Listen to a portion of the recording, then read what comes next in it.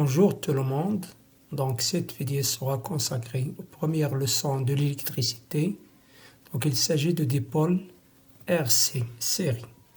Donc ce dipôle est composé d'un conducteur ohmique que vous avez déjà vu. Et la deuxième composante, c'est le condensateur. Donc cette première partie sera consacrée au condensateur. Bien, donc le condensateur, qu'est-ce que ça veut dire, ou bien qu'est-ce qu'on veut dire par un condensateur? On va commencer d'abord par son symbole. Comme vous voyez sur le symbole, donc un condensateur, il est composé de deux plaques que je vais noter A, la plaque A et la plaque B, deux plaques conductrices qu'on appelle l'armature.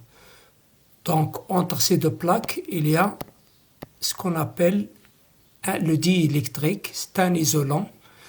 Donc, supposons que le courant entre par l'armature A, et sort par l'armature B. Donc, le passage du courant, bien sûr, il va entraîner, il va entraîner une charge positive sur A, l'apparition d'une charge positive sur A, et une charge négative opposée sur B. D'où l'apparition d'une tension positive que je vais noter UAB, que je vais noter UC. Donc, il y a l'apparition d'une tension aux bornes de condensateur. Donc, nous allons voir par la suite l'expression de cette tension. Alors, donc, cette tension, il est liée à la charge Q de condensateur, la charge qui apparaît sur l'armature A. Plus la charge est grande, plus la tension est grande. Donc, il y a une proportionnalité entre la charge Q et la tension UC. Q est égal à C fois UC. Avec C, c'est bien sûr ce qu'on appelle la capacité. Elle est exprimée en farad. Alors que la tension, il est en volts et Q en coulomb. On peut aussi écrire que UC est égal à Q sur C. Donc retenez bien cette relation. La tension au bord d'un condensateur, ce n'est que la charge portée par l'armature par laquelle entre le courant sur la capacité. Bien, passons maintenant à l'expression de l'intensité du courant. Donc l'intensité du courant, dans ce cas-là, on va discuter de cas.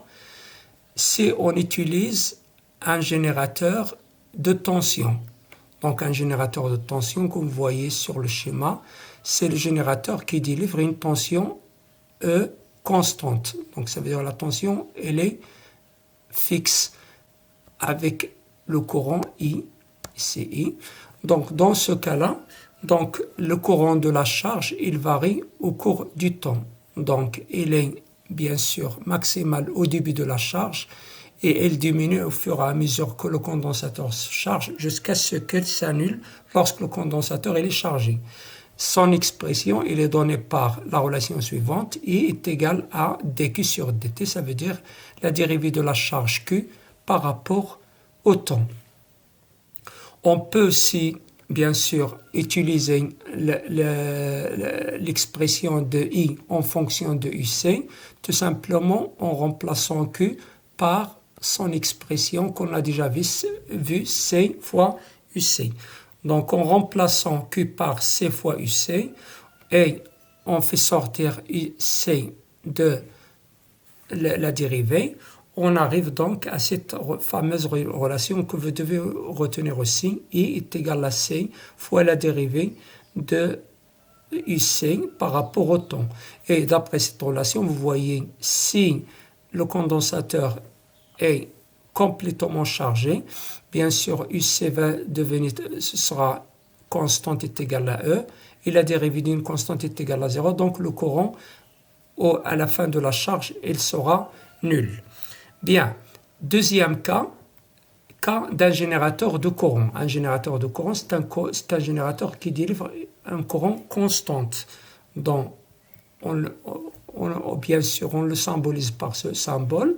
Dans ce cas-là, le courant I, il est constant. I est égal à 0. Alors, dans ce cas, on exprime le courant par la relation suivante, Q, la charge qui apparaît sur l'armature A sur la date T. On peut aussi utiliser, ou bien on peut exprimer Q en fonction de T. Q est égal à I0 fois T. Ça veut dire que vous voyez ici que Q il est proportionnel à la date T. Si on remplace Q par sa valeur, ça va être toujours C fois UC. On obtient donc C fois UC est égal à I0 fois T. Et d'où UC est égal à I0 sur C fois T. Et vous voyez donc ici UC avec I, avec la date T sont proportionnelles et la constante de proportionnalité c'est I0 sur C. Donc dans ce cas-là, on a la courbe qui donne la variation de UC en fonction de temps est une droite qui passe par l'origine. Et là, bien sûr, on peut, à partir de cette courbe, déterminer la capacité C. Comment ça? Tout simplement en calculant le coefficient directeur de cette droite. Et le coefficient directeur de cette droite, ce n'est que I0 sur C. Donc, K est égal à I0 sur C. Ça veut dire que C est égal à I0 sur K.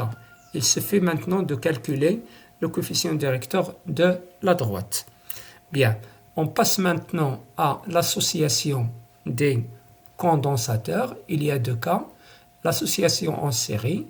Donc ici, comme vous voyez, on a deux condensateurs C1 et C2. Et CE, c'est le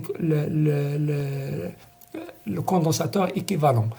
Alors, supposons que le courant qui circule dans C1 est égal à I1. Et le courant qui circule dans I2, C2, c'est I2, et le courant qui circule dans le condensateur équivalent, c'est I.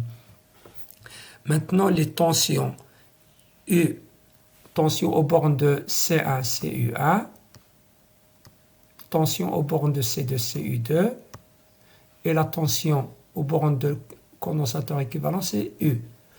Alors, on a bien sûr I1 est égal à I2 est égal à I, et d'après la loi de division tension, U1 plus U2 est égal à UE. Donc, en remplaçant U1 par Q1 sur C et U2 par Q2 sur C et UE par QE sur CE, on obtient donc Q1 sur C1 plus Q2 sur C2 est égal à QE sur CE. Et comme I1 est égal à I2 est égal à IE, donc ça veut dire aussi que la charge QE est égale à Q1 est égale à Q2, tout simplement parce que I est égal à dQ sur dt. Donc dQ1 est égal dQ1 sur dt est égal à dQ2 sur dt est égal à dQE sur dt. Donc ça veut dire que QE est égal à Q1 est égal à Q2. Donc en simplifiant par Q1, Q2 et Q, on obtient donc la fameuse relation 1 sur CE est égal à 1 sur C1 plus 1 sur C2. Et comme vous voyez ici, la capacité équivalente ici, elle est inférieure à C1. La capacité C1, elle est inférieure à la capacité C2. Donc cette association n'a pas d'importance en ce qui concerne le stockage d'énergie. Donc parce qu'on obtient une capacité inférieure à C1 et à C2. Alors, passons maintenant au deuxième cas, lorsqu'on associe les condensateurs en parallèle. Alors, dans ce cas-là, donc, on a donc le courant qui circule dans le courant principal qui circule dans CE. Il va se diviser en deux courants I1 et I2. Alors que la tension reste la même aux bornes de C1 et C2 et aussi aux bornes de CE.